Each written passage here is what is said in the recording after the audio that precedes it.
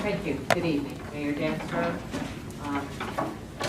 You said don't allow your emotions, so I'm going to try to keep them in check, because this is a very painful decision. One of the things I would like to have, which I've been struggling with for a long time, is to have an understanding and clarity of the positions that the freeholders have taken based on what leading information that they have received that would make them feel that almost unanimously that this was the right thing to do. The other thing I'd like to say, and I hope I can get that answer, if not tonight, perhaps you can call me at 908-956-5557 or email me. I would really like to know what your thinking is. I didn't come here just with a handful of people.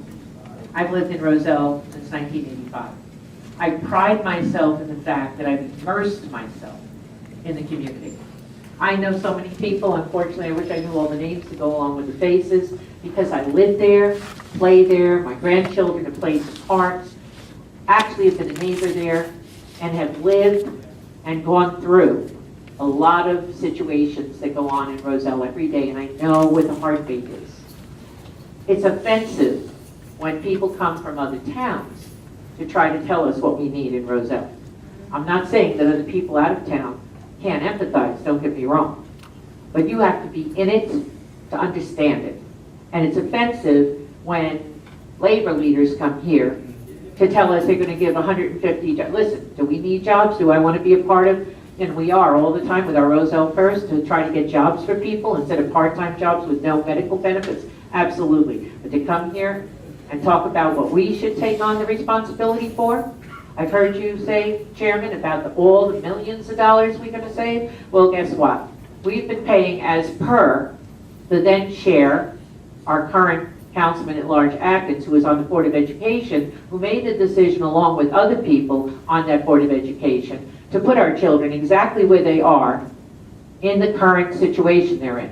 Now, as far as St. Joe's, it is beautiful. Come visit. When they talk about substandard, are you kidding me? Go visit. It is beautiful, KSA. I'm not saying that's where they should be. But that ended up happening, Shim's Academy, as a result of our children being in Elizabeth. And they had to move them from there to bring them in there. That was their decision.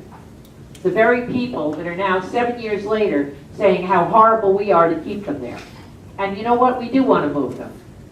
But we have a crisis in Roselle. And the fact that our financials have been so incredibly distorted is offensive as well.